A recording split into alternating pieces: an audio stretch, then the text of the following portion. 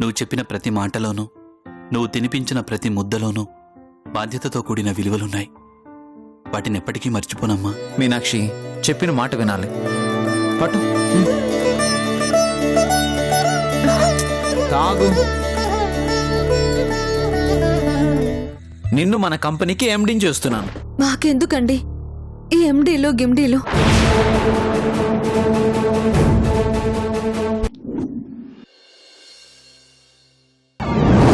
అవును మీనాక్షి, కృష్ణలో వచ్చిన మార్పుని నీకు అనుకూలంగా మార్చుకోవడం అనేది ఇప్పుడు నీ చేతిలో ఉంది. అందుకోసమే ఈ అవకాశం నిన్ను వెతుక్కుంటూ వచ్చింది.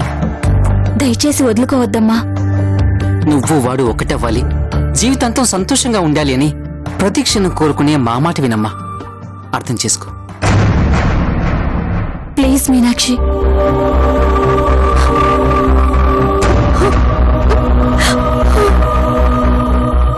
చిన్నత్తా,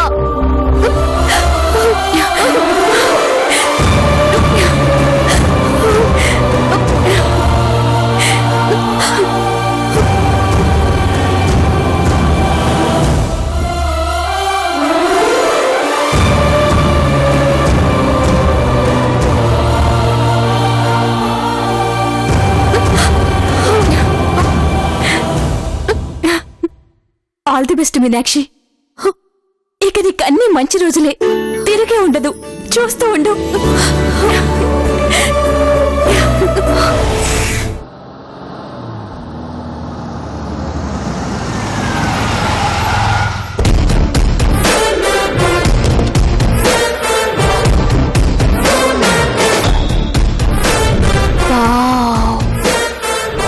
ఏమో అనుకున్నాను, ఇల్లు బాగానే ఉంది అంటే మంచి సౌండ్ పార్టీనే. సెటిల్ అయిపోవచ్చు.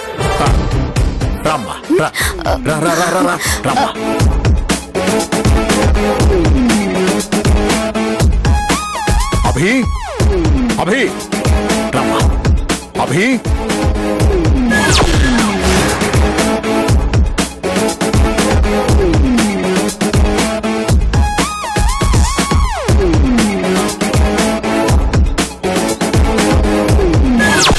అభి, అభి. డాడ్ ఇక్కడ. రామ్మా. ఒక్క నిమిషం.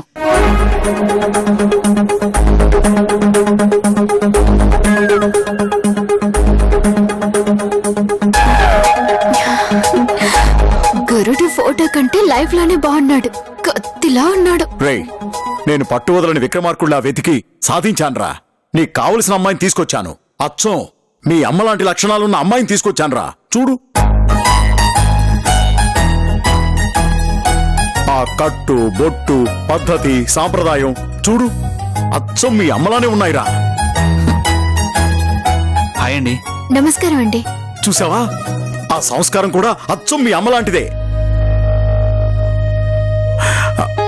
రేయ్, అన్ని విషయాలు కనుక్కున్నాను.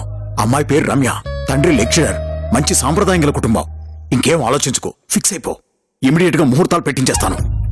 డాడ్, కొంచెం నీ ఎగ్జైట్మెంట్ ఆపుతావా? అయినా వేళాపాళ లేకుండా ఏంటివన్నీ? ఏంట్రా వేళాకోళం? మనవాళ్లతోనో మనవరాళ్లతోనో ఆడుకోవాల్సిన వయసులో నీ పెళ్లి కోసం పాదయాత్రలు చేయడంతోనే సరిపోతుందిరా. ఒరేయ్, ఇవన్నీ కాదురా, ఈ అమ్మాయిలో నువ్వు కోరుకున్న క్వాలిటీస్ అన్నీ ఉన్నాయిరా. ఈ నాన్న మాటకు విలువనిచ్చి ఈ అమ్మాయిని చేసుకో, లేదంటే ఏ కాశీకో రామేశ్వరానికో వెళ్ళిపోతాను, అంతే. డాడ్, ఫస్ట్ ఈ ఎమోషనల్ బ్లాక్మెయిల్ ఆపుతారా? మరేం చేయనురా, ఎందుకంటే మరో మార్గం కనిపించడం లేదు. ముందు అసలు నువ్వు ఆ అమ్మాయితో మాట్లాడు. నేను చెప్పడం కాదు, నీ అంతటి నువ్వే ఒప్పేసుకుంటావు. ప్లీజ్ కూర్చోండి. థ్యాంక్స్ అండి.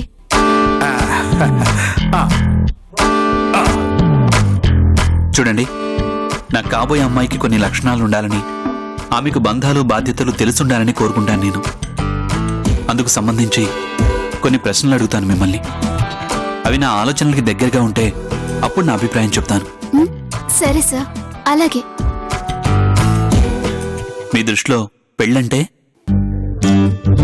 రెండు వేరువేరు కుటుంబాల నుంచి ఇద్దరు వ్యక్తుల జీవితాంతం కలిసి బతకడం, మూడు ముళ్లతో ముడిపడిన 100 ఏళ్ల మానసిక బంధం పెళ్ళంటే.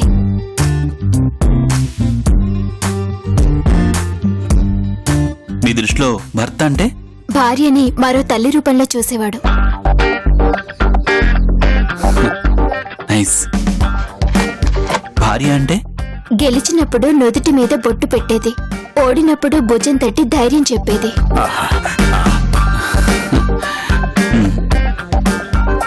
ఒక కాపురం నిండు నూరేళ్లు ఎలాంటి కలహాలు లేకుండా హాయిగా సంతోషంగా ఉండాలంటే ఏం కావాలి? భర్త భార్యని ఎక్కువగా ప్రేమించాలి, అలాగే భార్య భర్తని ఎక్కువగా అర్థం చేసుకోవాలి. అలా ప్రేమ అర్థం చేసుకునే తత్వం ఉన్న చోట అపార్థాలకి చోటుండదు, ఆనందాలకి కొదవుండదు. వావ్, సూపర్ సూపర్ అండి, ఎక్సలెంట్, అద్భుతంగా చెప్పారు. నా ఆలోచనలు ఏవైతే ఉన్నాయో యాజ్ ఇట్ ఈస్ గా పర్ఫెక్ట్ గా చెప్పారు. ఎరా నేను చెప్పానా ఈ అమ్మాయి నీకు తప్పకుండా నచ్చుతుందని? నాకు తెలుసురా నీకెలాంటి అమ్మాయి నచ్చుతుందో, అందుకే వెతికి వెతికి ఏరి కోరి వడబోసి మరీ తీసుకొచ్చా. ఇప్పుడు ఓకేగా? ఇమ్మీడియట్ గా మాట్లాడేసి పెళ్లి ముహూర్తాలు పెట్టించేయొచ్చుగా. డాడ్, అన్నీ ఒక పద్ధతి ప్రకారం ఫాలో అవుదాం. అంత టెన్షన్ పడకండి, కొంచెం కూల్గా ఉండండి. చూడండి, మీరు నాకు నచ్చారు. అన్ని విషయాలు మాట్లాడుకుని మా డాడీతో కబుర్ చేస్తాను, ఓకేనా? థ్యాంక్స్. మీరొచ్చి చాలాసేపు అయింది. మీ ఇంట్లో వాళ్ళు కంగారు పడుతూ ఉంటారు. ఇక బయలుదేరండి. అలాగేనండి, థ్యాంక్స్ అండి, వెళ్ళొస్తానండి. థ్యాంక్స్ అమ్మా, నేను మళ్ళీ వచ్చి మాట్లాడతాను. నువ్వు జాగ్రత్తగా ఇంటికి వెళ్ళు. రే, ఆ అమ్మాయి బ్రహ్మాండంగా ఉంది, పైగా నీకు నచ్చింది కూడా. ఇంకా సాగిదీయడం ఎందుకు? ముహూర్తాలు పెట్టేసుకోవచ్చుగా. చూడండి,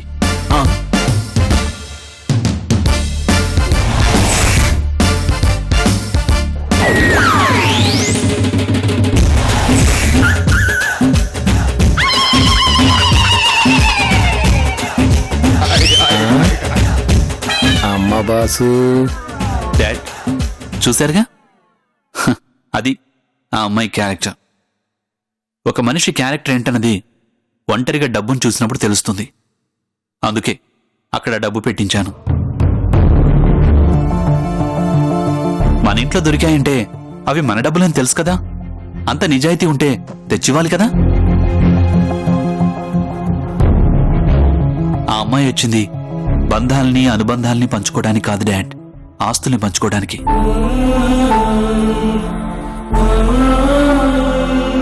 అలాంటి వాళ్ళు చివరికి నిన్ను నన్ను విడదీయడానికి కూడా వెనుకాడరు.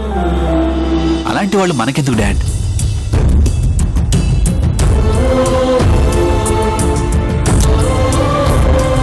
బాధపడకండి డాడ్, నాకు కావాల్సిన అమ్మాయి ఎక్కడో ఒక చోట ఉండే ఉంటుంది.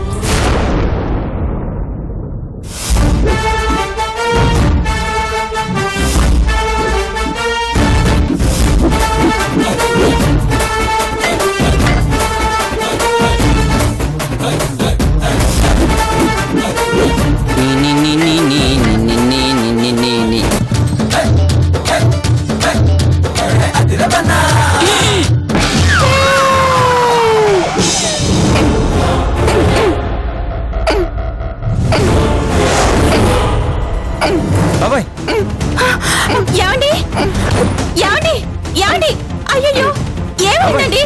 ఏమండి? బాబాయ్, బాబాయ్ లే, బాబాయ్, బాబాయ్, బాబాయ్ త్వరగా రా పిన్ని, త్వరగా.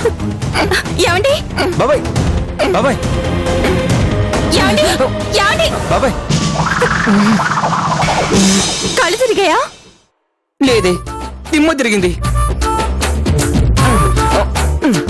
బాబు బంగారం, యాష్ ఇస్తే యాష్ మిగిలినట్టు పొద్దు పొద్దునే ఏంటి బాబు ఈ షాకులు?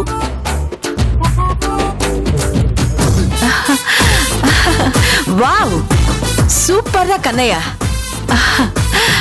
ఈ పంచికట్టులో ఎంత చక్కగా ఉన్నావు తెలుసా? ఆ నందనవనంలో శ్రీకృష్ణులా ఉన్నావు. నా దిష్టే తగిలెట్టుందిరా.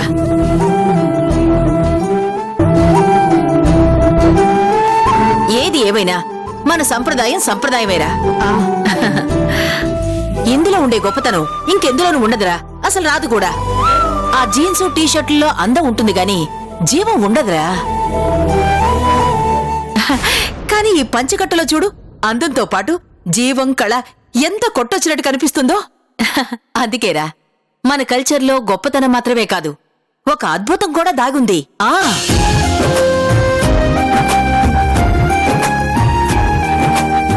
అందుకే అంటుంటారా, పిల్లలకి తరతరాలుగా తరగని ఆస్తి సంపాదించి ఇవ్వడం కన్నా తరతరాలుగా కాపాడుకుంటూ వస్తున్న సంస్కృతి సాంప్రదాయాల్ని నేర్పించాలి అని. అవునరా క్రిష్, ఈ రోజు పండగలు పబ్బాలు ఏమి లేవు. పైగా నీ బర్త్డే కూడా మొన్ననే అయిపోయింది. మరి ఏంట్రా ఈ స్పెషల్? గుడికి వెళ్తున్నాను. ఈ యథవారక్షణ వద్దని చెప్పేది. అది కాదే, వీడి కరెంట్ కంటే ఎక్కువ షాక్లు ఇస్తున్నాడే. కన్నయ్య, ఆ, నువ్వు పర్వాలేదు కదా? ఒంట్లో అంతా బాగానే ఉంది కదా? అదేంటి స్వర్ణ అలా అనేసావు? ఎందుకంటే దేవుడా అంటే అలాంటి పేర్లు కూడా ఉన్నాయా అని అడిగే నువ్వు ఒక్కసారిలా గుడికి వెళ్తున్నానని చెప్తే పరిస్థితి ఇలాగే ఉంటుందిరా నాయనా. మీనాక్షి కోలుకొని ఇంటికి తిరిగి వస్తే గుడికొచ్చి ప్రదక్షిణలు చేస్తానని మొక్కుకున్నాను.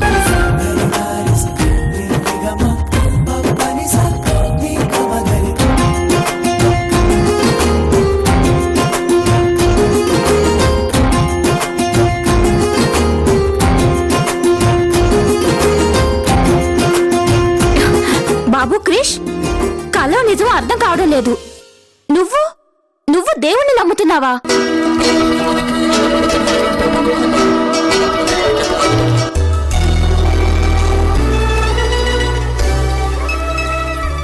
మీనాక్షిని నమ్ముతున్నాను పిన్ని.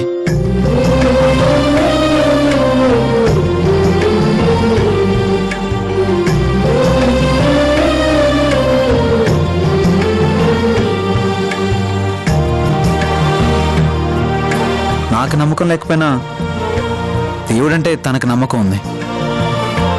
అందుకే తన నమ్మకాన్ని నేను నమ్ముతున్నాను.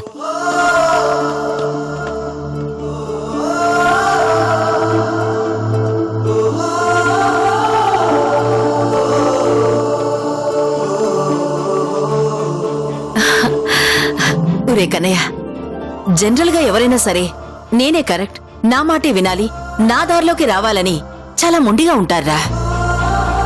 కానీ నువ్వు నీ భార్య కోసం నీ నమ్మకాల్ని కూడా పక్కన పెట్టావు. రియల్లీ యువర్ గ్రేట్ రా. నీ భార్య అంటే నీకు ఎంత ప్రేముందో ఇప్పుడే అర్థమవుతుందిరా.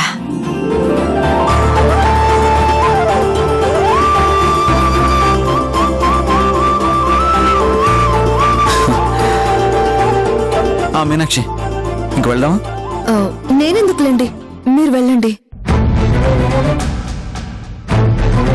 మీనాక్షి, నిన్ను కూడా గుడికి తీసుకొస్తానని మొక్కుకున్నాను. పర్లేదులేండి, మీరు వెళ్ళండి. ఇప్పుడు నువ్వు రాలేదనుకో, నేను సగం మొక్కే తీర్చుకున్నానని ఆ దేవుడు హర్ట్ అవుతాడు, ఫీల్ అవుతాడు, నా మీద కోపంగా ఉంటాడు. పర్లేదులేండి, ఇంకోసారి ఎప్పుడైనా వస్తాను. ప్రస్తుతానికి మీరు వెళ్ళండి. మీనాక్షి, వాడు నీకోసం మొక్కుకున్నాడమ్మా. నిన్ను కూడా తీసుకొస్తానని మొక్కుకున్నాడు. అర్థం చేసుకుని వెళ్ళాలి కదమ్మా. చూడు, మొక్కు ఉన్నప్పుడు ఆ మొక్కును వెంటనే తీర్చుకోవాలి కదమ్మా. నీకు తెలీదా? అది కూడా చెప్పాలా చెప్పు.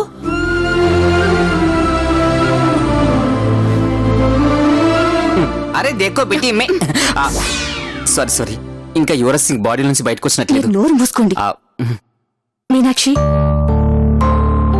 కృష్ణ కోసం అంత తపనపడి మొక్కుకున్నప్పుడు ఆ తపనని నువ్వు అర్థం చేసుకోవాలి కదా. ఇలా రానని చెప్పొచ్చా చెప్పు? అది కాదు చిన్నత్త. అమ్మా మీనాక్షి, గుడికెళ్ళి దేవుని చూడగానే నీలో నీరసమంతా పోయి కొత్త శక్తి వస్తుందమ్మా. ఏం పర్లేదు, వెళ్ళిరమ్మా.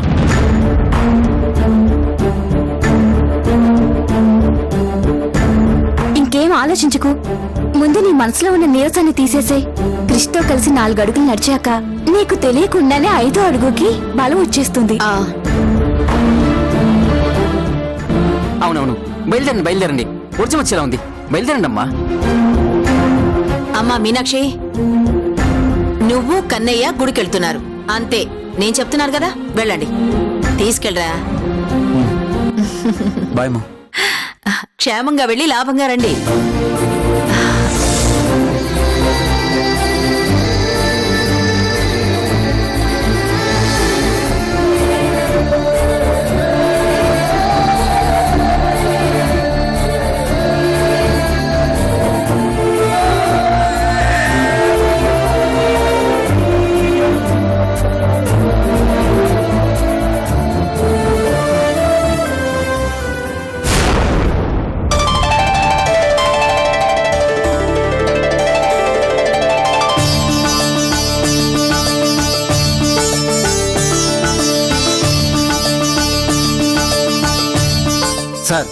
మీకెందుకు సార్ శ్రమ? వాటిని ఇలా ఇవ్వండి, నేను తీసుకొస్తాను. మూర్తి, ఇవి ఆఫీస్ ఫైల్స్ కావు నువ్వు మోయటానికి. దేవుడి పూజా సామాగ్రి. గుడికి భక్తితో రావాలి, అధికారంతో కాదు. పద.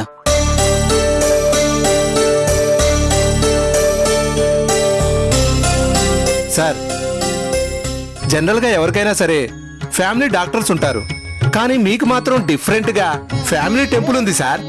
అంటే ఉరుములు ఉరిమినా, పిడుగులు పడినా, తుఫాన్ వచ్చినా, హరిహరాదులు అడ్డొచ్చినా, ఆఖరికి సునామీ వచ్చి పోటెత్తినా సరే మీ నాన్నగారు మాత్రం ప్రతిరోజు పూజారి కంటే ముందు గేటు బయట ఉంటారు సార్. డాడీ అంతే మూర్తి. ఆయనకి దేవుడంటే మహాభక్తి. ఆయన గురించి ఒక్క మాటలో చెప్పాలంటే ఈ కాలంలో పుట్టిన భక్త రామదాస్ అనుకోవాలి. సార్, రోజు ఆయన గుడికొచ్చేది దేవుడి మీద భక్తితో కాదు, మీకు భార్య దొరుకుతుందన్న ఆశతో. అవును సార్, మీ పెళ్లి కోసం ఆయన నడిచిన నడకే ఏ ఒలింపిక్స్ లోనో నడుచుంటే మన దేశానికి ఖచ్చితంగా గోల్డ్ మెడల్ వచ్చేది సార్. మూర్తి, అర్థం చేసుకోండి సార్, పాపం నాన్నగారు అలసిపోయారు. ఎందుకు నడిచా? అది కాదు సార్, మీకు పెళ్లి కాలేదన్న బెంగతో. నేను కోరుకునే లక్షణాలున్న అమ్మాయి దొరకాలి కదా మూర్తి.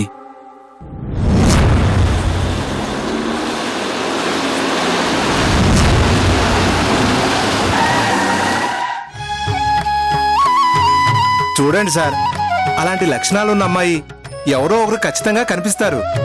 మనసు పెట్టి వెతకండి సార్. అలా వెతకాల్సిన అవసరం లేదు మూర్తి. నిజంగా అలాంటి అమ్మాయి ఇక్కడుంటే ఆటోమేటిక్గా నా మనసుకే తెలిసిపోతుంది. దిగు మీనాక్షి.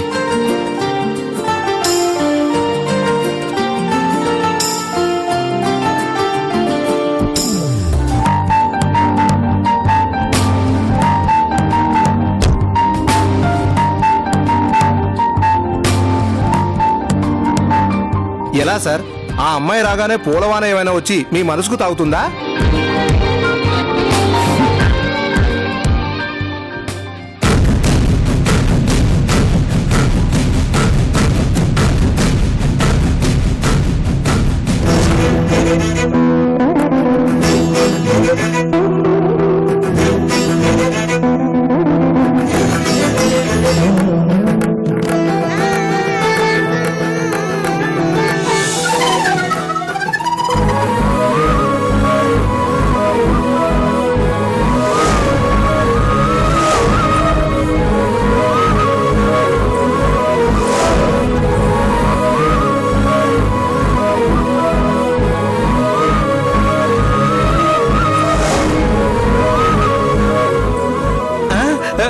సార్, ఏమైంది సార్?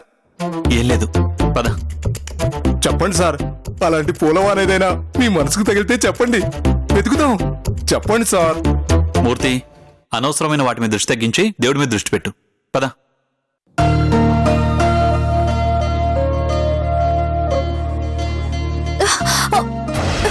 మీనాక్షి, ఏమైంది? ఏదో కళ్ళు తిరిగినట్టు అనిపించింది. జాగ్రత్తగా రా.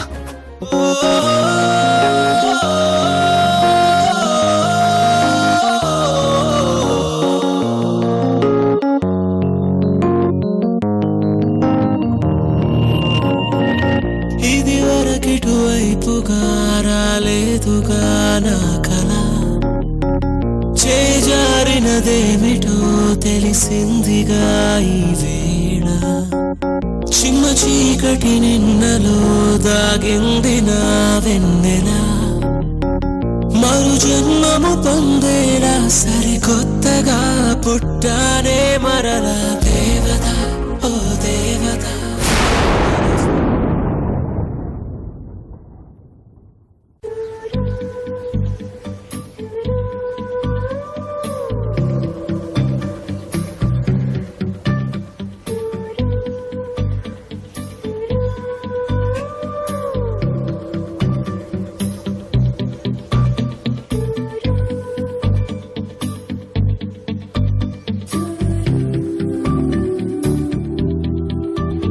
తీసుకోండి మేడం.